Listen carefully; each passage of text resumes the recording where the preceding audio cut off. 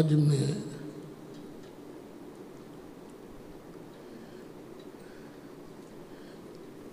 تین عنوانات پر گفتگو کرنا چاہتا ہوں۔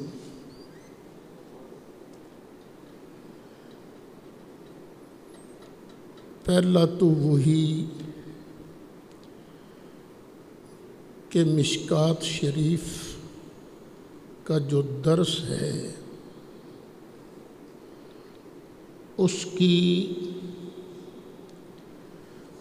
2 یا 3 حدیثیں بیان کر دوں،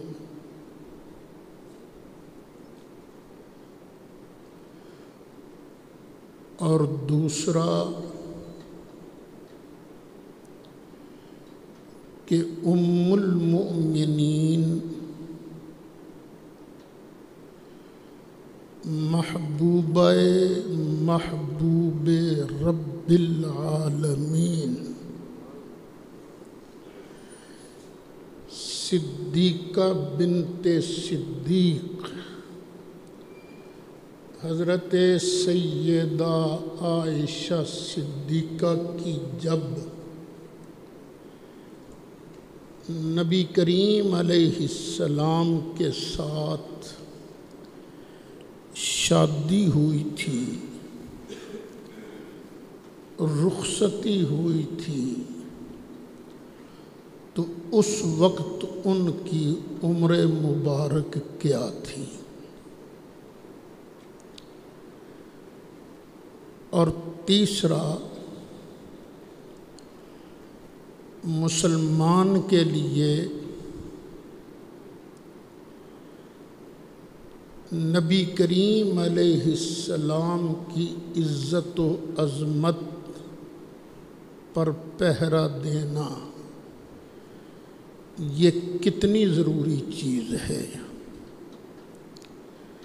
بس میرا مالک مجھے حق اور سچ ہی کہتے رہنے کی توفیق عطا فرمائے۔ آئیے پہلے ہم مشکوٰۃ شریف کی حدیث نمبر 8 اس کو بیان کرتے ہیں۔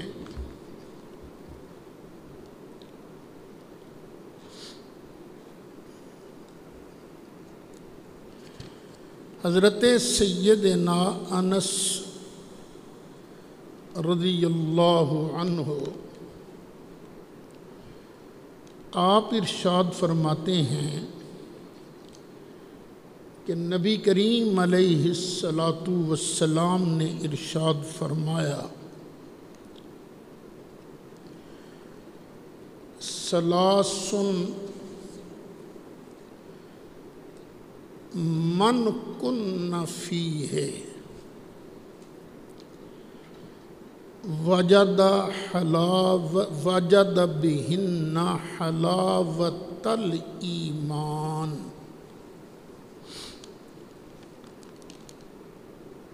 تین چیزیں ایسی ہیں کہ جس بھی مرد و عورت میں پائی جائیں گی اسے ایمان کی مٹھاس محسوس ہوگی، ایمان کی لذت آئے گی۔ آپ کھانا کھاتے ہو تو کھانے کی لذت بھی محسوس ہوتی ہے نا،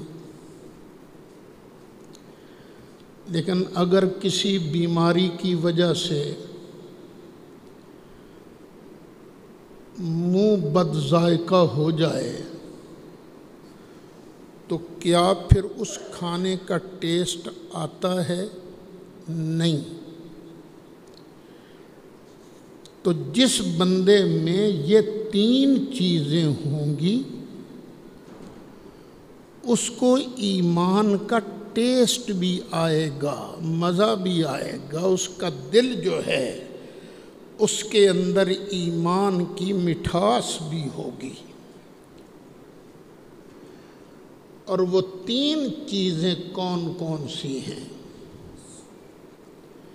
پہلی، من کان اللہ ورسولہ احب الیہ مما سواہ، کہ جس آدمی کو اللہ رسول ہی سب سے زیادہ پیارے ہوں، ایمان کی مٹھاس بھی اسے محسوس ہوگی۔ بعض ساتھیوں کو دیکھا وہ ان کو اللہ رسول سے زیادہ اپنے مولوی سے پیار ہوتا ہے، اپنے استاد سے پیار ہوتا ہے، اپنے پیر سے پیار زیادہ ہوتا ہے۔ تو خدا کی قسم ہے،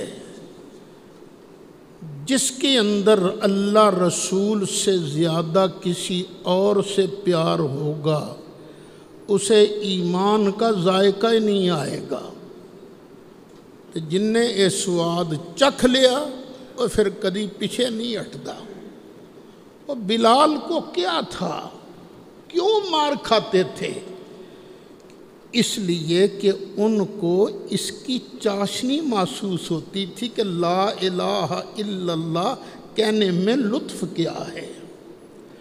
اچھا، پہلی چیز کیا ہے کہ اللہ تعالیٰ اور اس کے پیارے رسول علیہ السلام باقی ہر ایک چیز سے زیادہ پیارے ہوں۔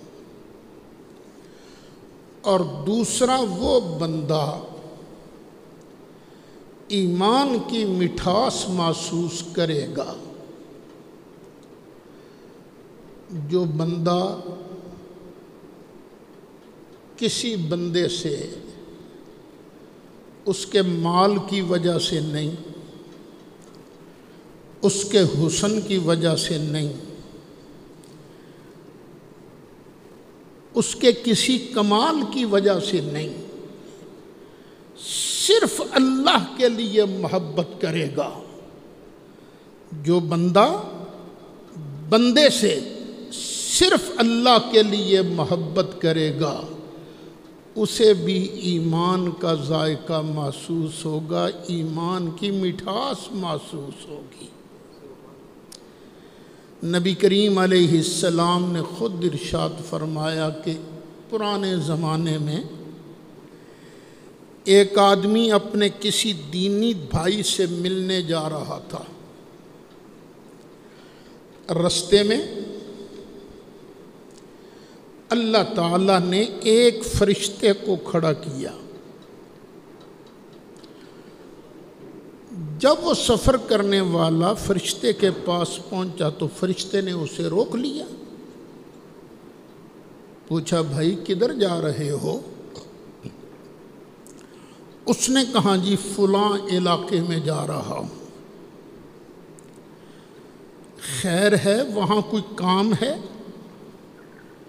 کچھ سودا لینا ہے؟ اس نے کہا جی نہیں۔ کوئی رشتہ داری کا معاملہ ہے، رشتہ داروں سے ملنے جا رہے ہو؟ کہنے لگا جی نہیں۔ بھی کیوں جا رہے ہو؟ میں جی فلاں بندے سے ملنے جا رہا ہوں۔ نہ اس سے کیوں ملنے جا رہے ہو؟ اس لیے کہ اس سے ملوں گا تو میرا اللہ راضی ہوگا۔ میں اپنے اللہ کی رضا کے لیے اس بندے سے ملنے جا رہا ہوں، میں اس سے محبت کرتا ہوں۔ تو نبی کریم علیہ السلام نے ارشاد فرمایا، اس فرشتے نے اسے جواب دیا مجھے بھی اللہ نے کھڑا کیا ہے تاکہ تجھے بتا دوں کہ جس کے لیے تو اس بندے سے محبت کرتا ہے وہی اللہ تیرے سے بھی محبت کرتا ہے۔ اچھا، ایک اور بات بھی یاد رکھیے گا، جس بندے سے بندہ اللہ کے لیے پیار کرے پیار کرنے والے کو چاہیے کہ وہ بتا بھی دے۔ ایک مرتبہ نبی کریم علیہ السلام اپنے صحابہ کرام کے ساتھ تشریف فرما تھے کہ ایک ساتھی آئے، انہوں نے نبی کریم علیہ السلام کو سلام عرض کیا، باقی صحابہ سے بھی سلام کیا اور پھر اجازت لے کر آگے چلے گئے۔ تو جو موجود صحابی تھے نا، ان میں سے ایک بولا اور کہنے لگا، آقا مجھے اس بندے سے بڑا ہی پیار ہے۔ فرمایا کس لیے پیار ہے؟ جی اللہ کے لیے، اللہ کی رضا کے لیے۔ فرمایا تو نے پھر اسے بتایا ہے کہ نہیں؟ اس نے عرض کیا نہیں آقا میں نے اس کو بتایا تو نہیں۔ فرمایا جا اس کو بتا کے آ کہ میں تیرے ساتھ صرف اللہ کی رضا کے لیے پیار کرتا ہوں۔ وہ صحابی گئے، اسے ملے اور کہنے لگے بات سن میرے بھائی، میں تجھ سے بڑا ہی پیار کرتا ہوں۔ اس نے کہا کیوں پیار کرتے ہو؟ میں اپنے اللہ کی رضا کے لیے تجھ سے پیار کرتا ہوں۔ تو آگے سے اس صحابی نے جواب دیا، جس اللہ کے لیے تو مجھ سے پیار کرتا ہے وہ اللہ تجھ سے بھی پیار کرے۔ وہ صحابی بات سن کے واپس آ گئے۔ اب نبی کریم علیہ السلام نے فرمایا ہاں تم نے اسے بتایا تھا؟ جی آقا بتایا تھا۔ فرمایا پھر اس نے آگے سے کیا کہا؟ جی اس نے آگے سے یہ دعا دی تھی کہ جس اللہ کے لیے تو مجھ سے پیار کرتا ہے وہ اللہ بھی تجھ سے پیار کرے۔ فرمایا بس یہی دعا دلوانے کے لیے میں نے تجھے یہ کہہ کر بھیجا تھا کہ اسے جا کے بتائے۔ تو نبی کریم علیہ السلام نے ارشاد فرمایا 3 بندے ایسے ہیں جو ایمان کی چاشنی محسوس کرتے ہیں، ایمان کی مٹھاس محسوس کرتے ہیں، اور دوسرے نمبر پر کون ہے؟ جو کسی بندے سے صرف اللہ کی رضا کے لیے محبت کرے۔ کتنے بندے ہو گئے؟ 2۔ اب تیسرا کون ہے جس سے اللہ پیار کرتا ہے؟ تیسرا کون ہے جو ایمان کی مٹھاس، ایمان کا ٹیسٹ محسوس کرتا ہے؟ کہ بندہ کفر سے نفرت کرے، اتنی نفرت کرے کہ ڈرے کہ کہیں میں کفر کے اندر واپس نہ چلا جاؤں، ڈرے۔ اللہ تعالیٰ نے مجھے آگ سے بچا لیا ہے، کفر سے بچا لیا ہے، تو اب کہیں اللہ تعالیٰ مجھے کفر میں نہ ڈال دے۔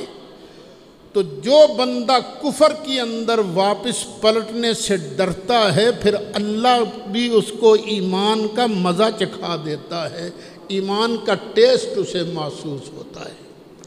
اللہ مجھے بھی اور آپ کو بھی ایمان کا مزہ چکھنے کی توفیق نصیب فرمائے۔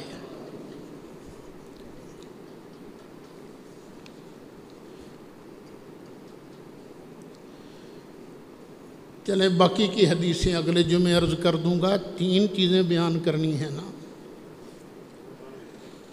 اب دوسری چیز ہے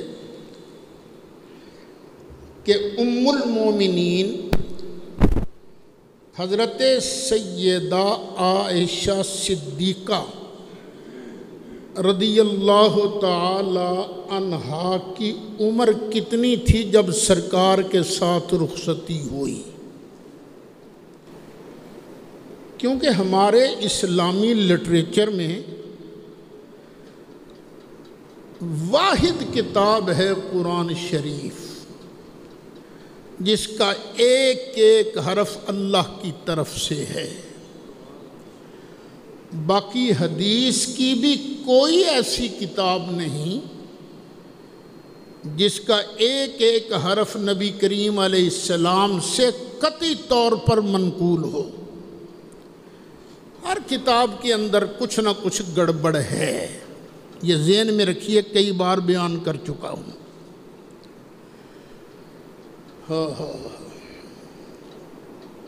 ہاں اتنی بات ہے کہ حدیث شریف کی جتنی کتابیں لکھی گئی ہیں ان میں سب سے زیادہ صحیح کتاب ہے بخاری شریف، اس لیے اسے کہتے ہیں اصح الکتب بعد کتاب اللہ۔ اللہ کی کتاب کے بعد سب سے زیادہ صحیح کتاب حدیث شریف میں یہ بخاری شریف ہے، لیکن قرآن کے بعد۔ اب بخاری کے اندر بھی ہے، مسلم کے اندر بھی ہے، ابو داؤد کے اندر بھی ہے کہ نبی کریم علیہ السلام کا جب نکاح ہوا تھا تو حضرت عائشہ کی عمر تھی 6 سال، اور جب رخصتی ہوئی تو عمر تھی 9 سال۔ شروع سے ہی جلیل القدر علماء اس کی تائید نہیں کرتے رہے، تردید کرتے رہے، اور اسی بات کو بہانہ بنا کر دشمنان مصطفیٰ یہ نبی کریم علیہ السلام کو گالیاں دیتے ہیں، توہین کرتے ہیں۔ دیکھیے، ایک ہوتی ہے روایت، ایک ہوتا ہے متن، ایک ہوتی ہے درایت، درایت ہوتی ہے سمجھ، عقل، فہم۔ حدیث کو سمجھنے کے لیے فہم کا ہونا بھی بڑا ضروری ہے۔ اگر فہم حدیث کی تائید نہ کرے تو حدیث کو چھوڑ دیا جاتا ہے۔ پھر ایک ہوتی ہے سند۔ بخاری کہتے ہیں میں نے فلاں سے سنا، وہ کہتے ہیں میں نے فلاں سے سنا، وہ کہتے ہیں میں نے فلاں سے سنا، وہ کہتے ہیں میں نے فلاں سے سنا، اور وہ کہتے ہیں میں نے نبی کریم علیہ السلام سے سنا۔ تو یہ جو درمیان میں زنجیر ہے نا، اسے کہتے ہیں سند۔ اب ان دونوں چیزوں پر ہم گفتگو کریں گے۔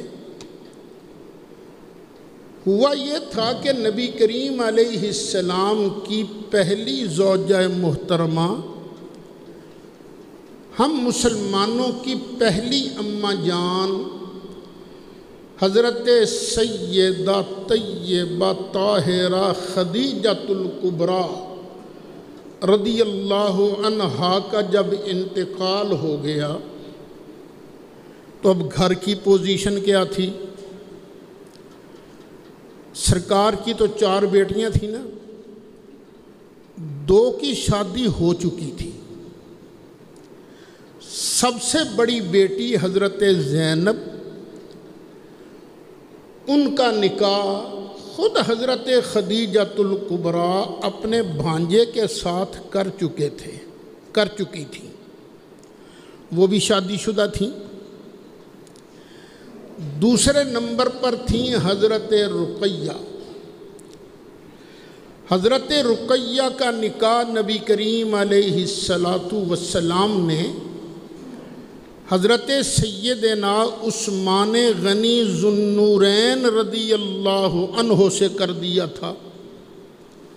اب باقی بچیں 2 صاحبزادیاں جو ان میرڈ تھیں، ابھی شادی ہونی تھی، اور یہ دونوں شہزادیاں گھر میں رہتی تھیں۔ اب نبی کریم علیہ السلام حضرت خدیجہ کے انتقال کے بعد پریشان تھے کہ میں باہر تبلیغ کا کام کروں یا گھر میں بچیوں کی نگہداشت کروں۔ اس نقطے کو ذہن میں رکھیے گا۔ میں کیا کروں؟ ظاہر ہے جب تک وہ گھر کی طرف سے مطمئن نہیں بندہ ہوتا باہر دوسرے کام تو کر نہیں سکتا۔ ایک خاتون ہیں جن کا نام ہے خولہ، وہ نبی کریم علیہ السلام کی بارگاہ میں حاضر ہوئیں اور عرض کرنے لگیں آقا آپ شادی کیوں نہیں کر لیتے؟ فرمایا کس سے؟ تو خولہ بولی، کہنے لگیں ایک بیوہ ہے اور دوسری کمواری ہے۔ فرمایا بیوہ کون، کمواری کون؟ تو اب حضرت خولہ بولی بیوہ ہیں حضرت سودا بنت زمع، یہ ہیں بیوہ، اور کنواری ہیں حضرت ابو بکر صدیق کی بیٹی عائشہ۔ تو ان دونوں میں سے جس کے ساتھ آپ چاہیں آپ گھر بسا سکتے ہیں۔ اب گھر بسانا کس لیے تھا؟ کہ چھوٹی بچیوں کی نگہداشت ہو سکے، اور جس طرح کی روایات میں آتا ہے تو دونوں بچیاں حضرت سیدہ فاطمہ زہرا بھی حضرت عائشہ سے بڑی تھیں، اور حضرت ام کلثوم بھی عمر میں بڑی تھیں۔ تو کیا 6 سال کی بچی یہ اپنے سے عمر میں 2 بچیوں کی نگہداشت کر سکتی ہے؟ کھانا شانا تیار کر سکتی ہے؟ وہ نہیں کر سکتی۔ وہ یہ تو درایت ہے بیٹے، اس پر بھی تو غور کرو۔ اب نبی کریم علیہ السلام نے فرمایا جاؤ دونوں کے ساتھ بات کرو۔ سودا بھی راضی ہو گئی۔ ابو بکر صدیق رضی اللہ عنہ کے پاس جب حضرت خولہ گئیں تو حضرت ابو بکر صدیق نے فرمایا عائشہ کی منگنی پہلے میں کر چکا ہوں۔ کس کے ساتھ؟ ایک کافر تھا جس کا نام تھا مطعم بن عدی، اس کے بیٹے کے ساتھ۔ پہلے میں ادھر بات کر لوں، اس کے بعد جواب دوں گا۔ اب حضرت ابو بکر صدیق خود چل کر مطعم کے پاس پہنچے۔ فرمایا بھائی کیا تم اب بھی تیار ہو اپنے بیٹے کے لیے میری بیٹی عائشہ کا رشتہ لینے پر؟ مطعم تو کچھ نہیں بولا، لیکن اس کی بیوی نے ناک منہ چڑھا کر کہا اسی نہیں لیں دے، اسی نہیں وہ رشتہ لیں دے۔ بھی کیوں؟ اس لیے کہ ہمیں ڈر ہے کہ عائشہ یہاں آن کر کہیں ہمارے بیٹے کو بھی بے ایمان نہ بنا دے۔ ان لفظوں پر غور فرمائیے، کہیں ایسا نہ ہو کہ عائشہ ہمارے بیٹے کے ساتھ بیاہی جائے اور وہ ہمارے بیٹے کو بھی بت پرستی والے دین سے کہیں بیزار نہ کر دے۔ اس کا مطلب یہ تھا کہ 6 سال کی بچی کو تو سمجھ ہی کچھ نہیں ہوتی۔ حضرت عائشہ کی عمر اتنی ضرور تھی کہ وہ دین کی ایک بہت بڑی مبلغہ تھیں، جس کی وجہ سے ڈر پیدا ہو گیا کہ کہیں وہ ہمارے گھر کے اندر بھی اسلام کی آبیاری نہ کر دیں۔ تو اسی بات کی طرف بھی تو غور کیا جا سکتا ہے نا۔ اور بیٹے حضرت عائشہ کی عمر اس وقت 6 سال نہیں تھی، زیادہ تھی۔ وہ کتنی تھی میں ابھی عرض کرتا ہوں۔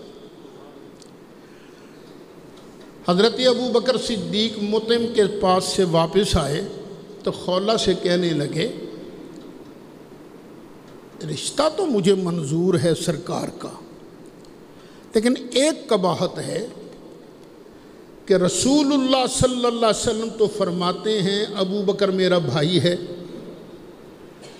تو بھائی کی بیٹی کے ساتھ نکاح کیسے جائز ہوگا؟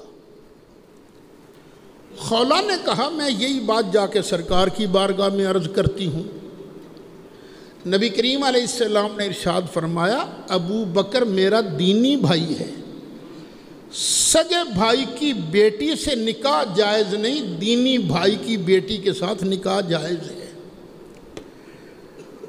تو اب حضرت عائشہ صدیقہ کا نکاح ہو گیا، ایک بات۔ اب دوسری بات، عورتوں میں سب سے پہلے مسلمان ہوئی تھیں حضرت سیدہ خدیجۃ الکبریٰ رضی اللہ عنہا۔ اور ظاہر ہے جب کوئی بندہ ایمان قبول کرتا ہے تو ہوش و حواس میں رہ کر ایمان قبول کرتا ہے نا۔ پھر بعد میں مسلمان ہوئی نبی کریم علیہ السلام کی چچی ام فضل حضرت عباس کی بیوی، اور پھر ابو بکر صدیق کی دونوں بیٹیاں حضرت اسماء بھی اور حضرت عائشہ بھی۔ حضرت عائشہ ان عورتوں میں شامل ہیں جنہوں نے پہلے ایمان قبول کیا تھا۔ تو جب ایمان قبول کیا تھا تو اس وقت عمر کتنی تھی ان کی؟ اتنی تو تھی نا کہ سمجھ ہو، شعور ہو، اور نبوت کے اعلان کے 10 سال بعد حضرت خدیجۃ الکبریٰ کا انتقال ہوتا ہے اور حضرت عائشہ کا نکاح ہوتا ہے۔ تو اب خود اندازہ لگا لیجئے حضرت عائشہ صدیقہ کی عمر مبارک کتنی تھی۔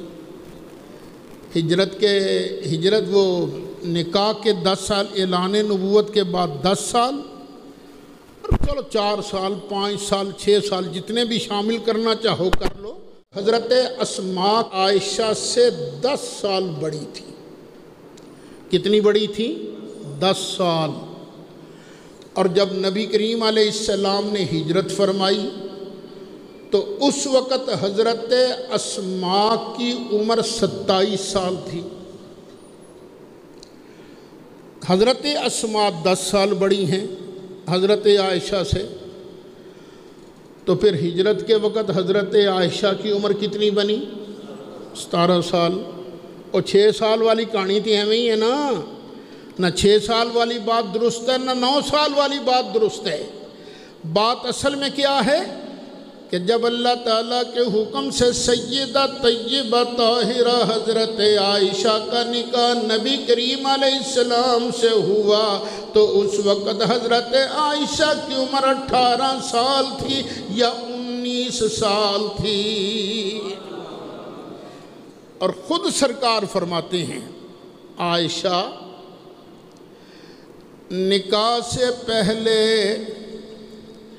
جبریل علیہ السلام ریشمی کپڑے کے اندر تیری تصویر مجھے دکھا کے گیا تھا، اور جبریل علیہ السلام نے کہا تھا یا رسول اللہ یہ دنیا میں بھی آپ کی بیوی ہے اور آخرت میں بھی آپ کی بیوی ہے۔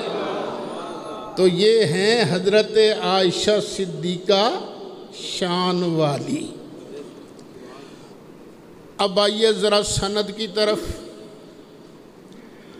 کہ بخاری میں آ گیا پھر کیا ہوا،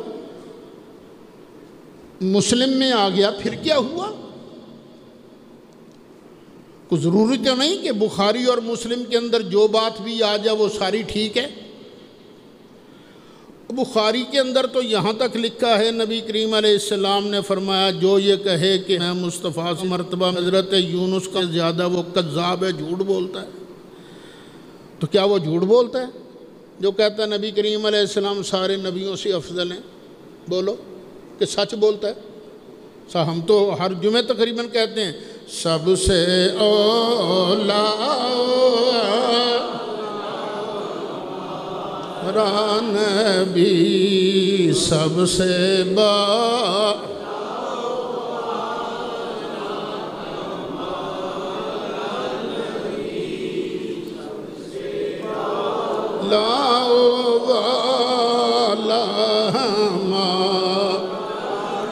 اور سارے اونچوں سے اونچا سمجھئے جسے، سارے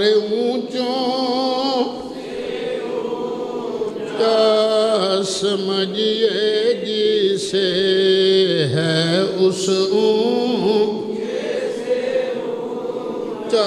ہمارا نبی سب سے ہمارا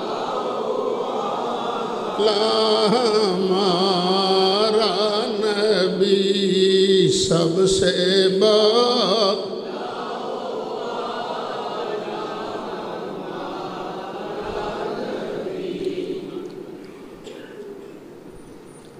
اب آتے ہیں سند کی طرف۔ اس حدیث کی دو سندیں ہیں اور اوپر میں روایت حضرت عائشہ کی طرف منسوب ہے۔ حضرت عائشہ سے روایت کرتے ہیں حضرت عروہ، اور محدثین کا اتفاق ہے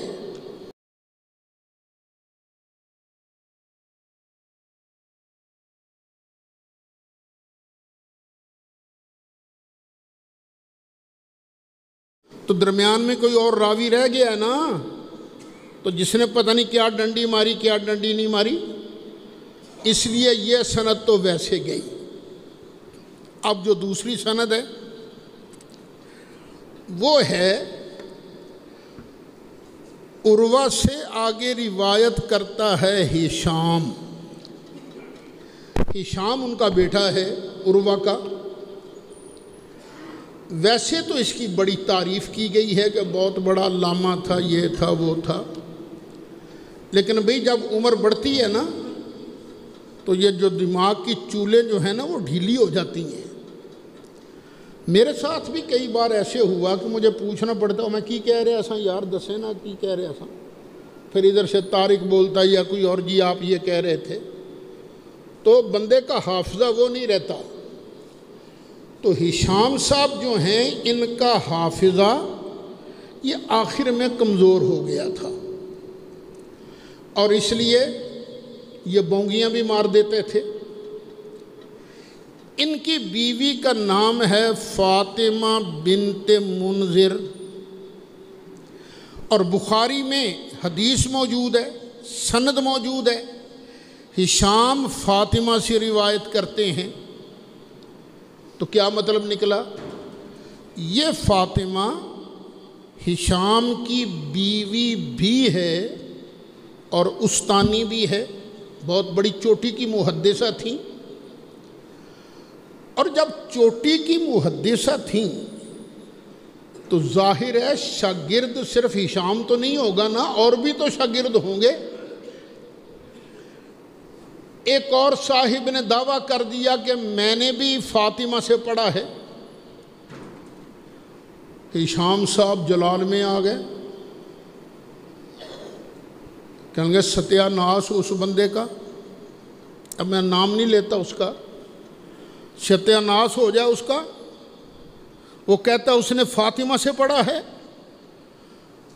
حالانکہ جب میری شادی فاطمہ سے ہوئی تھی اس وقت فاطمہ کی عمر 9 سال تھی، اور پھر میری شادی کے بعد اسے کسی بندے نے دیکھا ہی نہیں، تو اس نے کہاں میری بیوی سے حدیث سن لی، جھوٹ بولتا ہے لعنتی وہ، یہ ہشام نے کہہ دیا۔ یعنی اس بات کی روح سے ہشام کی اپنی بیوی سے شادی کس عمر میں ہوئی؟ 9 سال کی عمر میں۔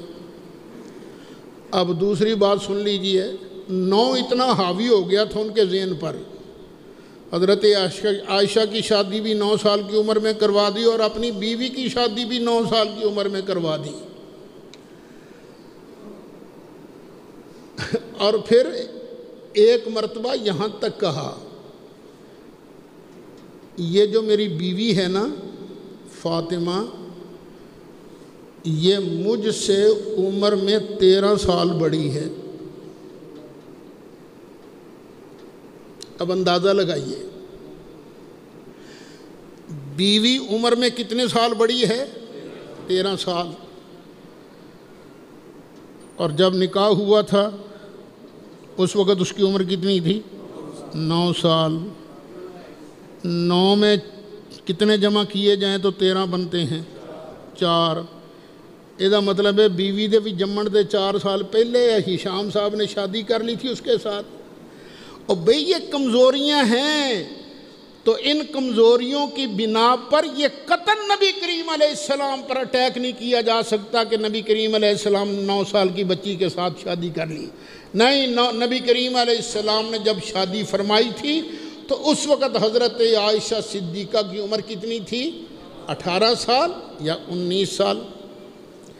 اچھا، بعض لوگ کہتے ہیں کہ عرب میں رواج تھا کہ چھوٹی بچیوں کی شادی کر دیتے ہیں، کیونکہ عرب کا خطہ بڑا گرم خطہ ہے، بچیاں بھی بالغ جلدی ہو جاتی ہیں، تو کڑیاں ہی جلدی بالغ ہو جاتی ہیں یا منڈے بھی جلدی بالغ ہو جاتے ہیں۔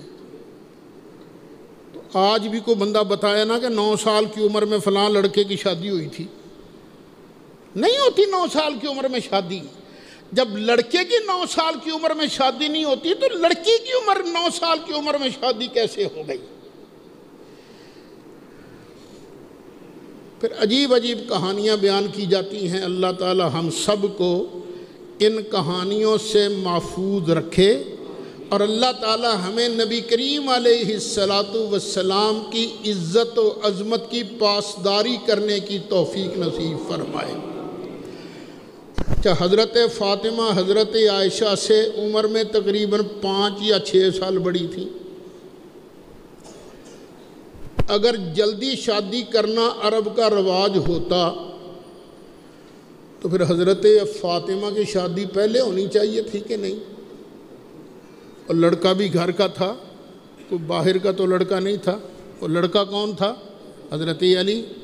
تو ان کی شادی مدینہ شریف جا کر کیوں کروائی جی؟ ان کی شادی کیوں نہیں 9 سال کی عمر میں کروا دی گئی؟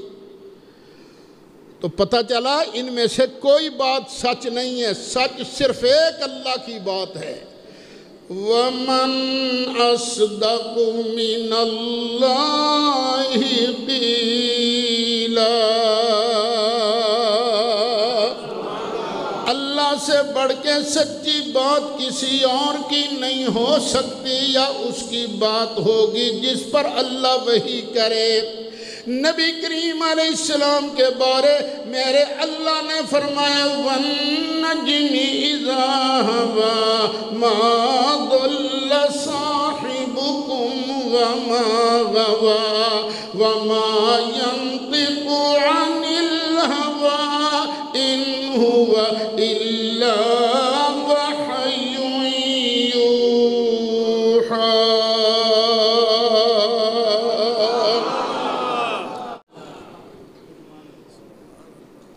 اب ہم مسلمانوں پر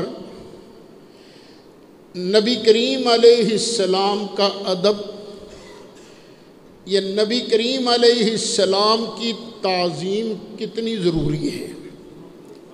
دیکھیے اللہ فرماتا ہے، 26واں پارہ ہے، اِنَّا أَرْسَلْنَاكَ شَاهِدًا وَمُبَشِّرًا وَنَذِيرًا۔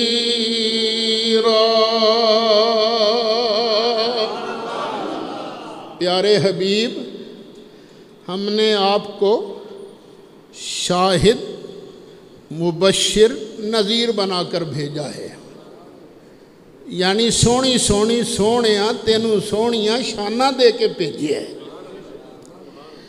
اچھا، اب یہاں خطاب ہے نبی کریم علیہ السلام سے، اِنَّا أَرْسَلْنَاكَ شَاهِدًا وَمُبَشِّرًا وَنَذِيرًا۔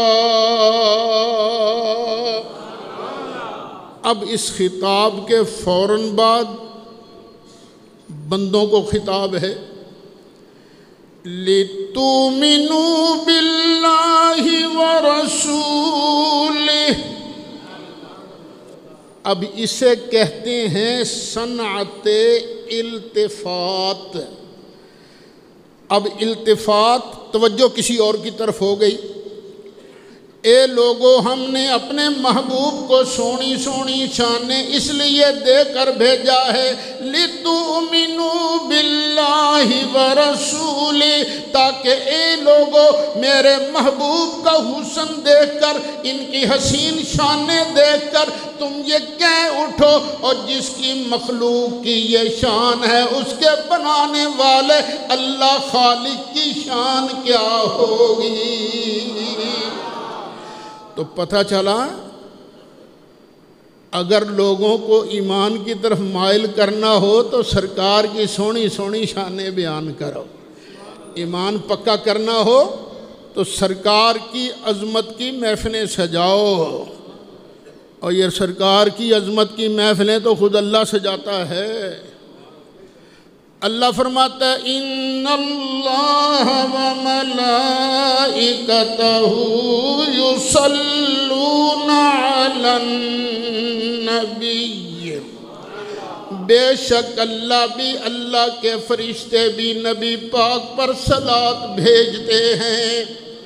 اللہ کیا صلاۃ بھیجتا ہے، فرشتے کیا صلاۃ بھیجتے ہیں۔ کسی نے کوئی معنی کیا، کسی نے کوئی معنی کیا۔ بخاری کے اندر جلیل القدر تابعی حضرت ابو العالیہ ارشاد فرماتے ہیں اللہ فرشتوں کا مجمع لگا کر اپنے محبوب کی شانیں بیان کرتا ہے، اور جو کہتا ہے اللہ اس کا خلاصہ کیا ہے؟ سب سے اعلیٰ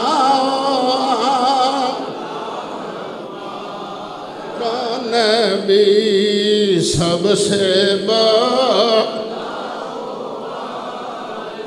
ہمارا نبی۔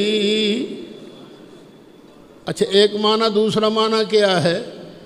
اللہ اور اس کے فرشتے نبی کریم علیہ السلام کی عظمتیں بیان کرتے ہیں۔ اے ایمان والو تم بھی ان کی مجلسیں سجاؤ، تعریفیں کرو، تم بھی ان کی عظمتیں بیان کرو، وسلموا تسلیما، اور سلام ضرور بھیجو۔ ایک معنی، دوسرا معنی کیا ہے؟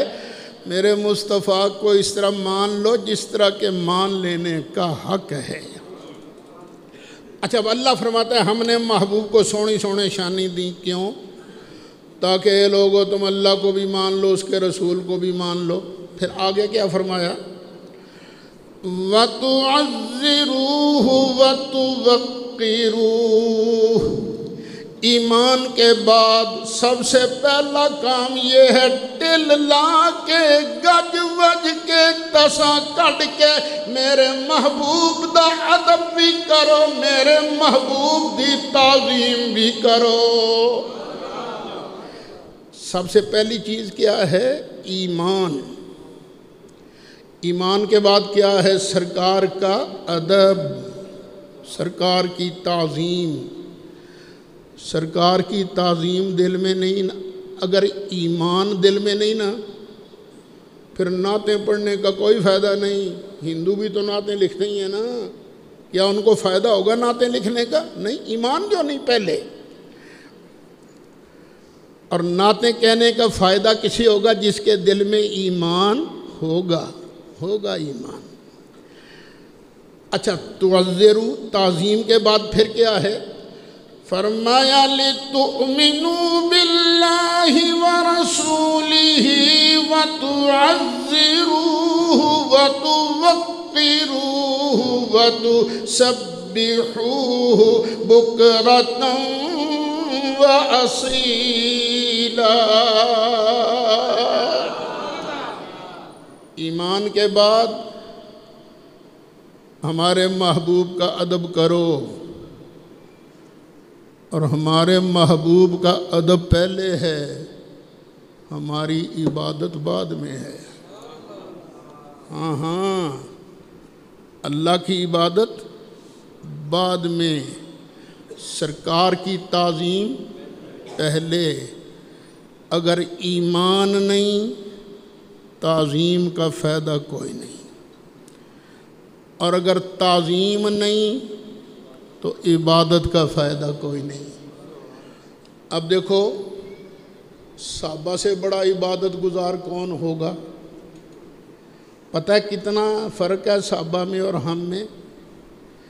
نبی کریم علیہ السلام نے ارشاد فرمایا، اوے بعد میں آنے والوں میرے صحابہ پر تنقید نہ کرنا، کیونکہ تم بعد میں آنے والے اگر اللہ کی راہ میں احد پہاڑ جتنا سونا بھی خرچ کرو اور میرا صحابی آدھا کلو جو بھی اللہ کی راہ میں خرچ کرے تو جتنا ثواب اللہ تعالیٰ میرے صحابی کو عطا فرمائے گا وہ بعد میں آنے والے کو احد پہاڑ جتنا سونا خرچ کرنے پر بھی نصیب نہیں ہوگا۔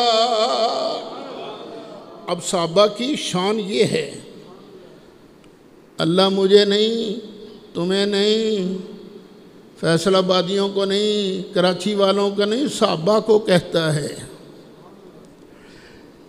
یا ایھا الذین آمنوا لا ترفعوا اصواتکم فوق صوت النبی۔ ایمان والو خبردار، دوران گفتگو تمہاری آواز میرے نبی کی آواز سے اونچی نہ ہو جائے، نہ آواز اونچی نہ ہو جائے۔ ایک بات، اور کئی مرتبہ ہم چیخیں مار مار کر بھی لوگوں کو بلاتے ہیں نا، اوے فضل، چیخ کر بلاتے ہیں نا۔ اللہ فرماتا وَلَا تَجْهَرُوا لَهُ بِالْقَوْلِ كَجَهْرِ بَعْضِكُمْ لِبَعْضٍ۔ جس طرح تم آپس میں ایک دوسرے کو چیخیں مار مار کے بلاتے ہو نا، اس طرح خبردار میرے محبوب کو نہیں بلانا۔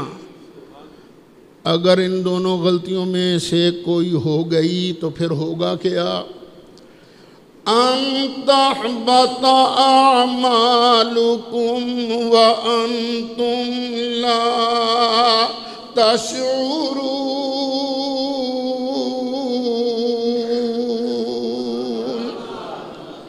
تمہاری ساری نیکیاں ضائع ہو جائیں گی، تمہیں پتہ بھی نہیں چلے گا۔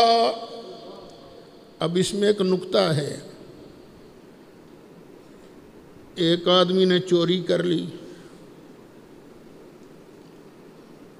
پھر نماز پڑھ لی،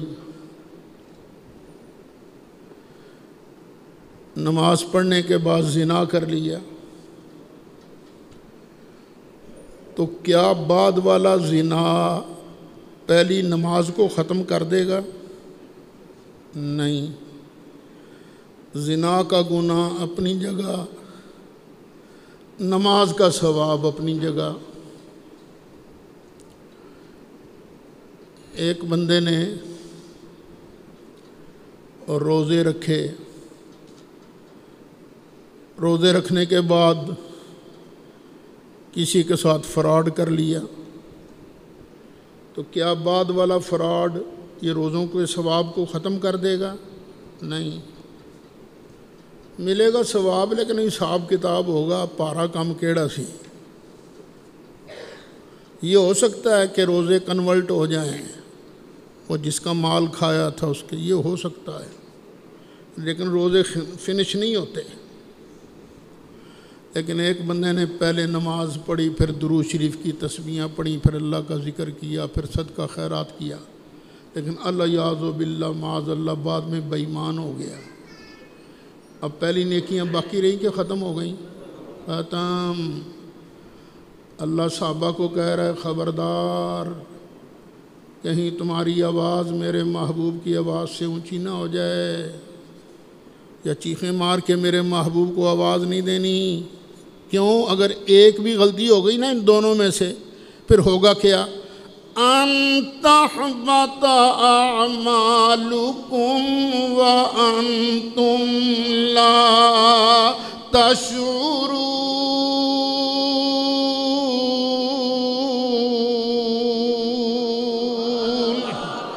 تمہیں تمہیں پتہ بھی نہیں چلے گا کہ کب تمہارے عملوں کی کھیتی تباہ و برباد ہو گئی، یعنی اللہ ایمان ہی سلب کر لے گا۔ بھئی اس لیے مسلمان پر لازم ہے، ضروری ہے کہ ساری چیزوں سے بڑھ کر اپنے محبوب علیہ السلام کا ادب کرے، گج وج کے سرکار کی تعظیم کرے۔ اب یہ کیا ہے؟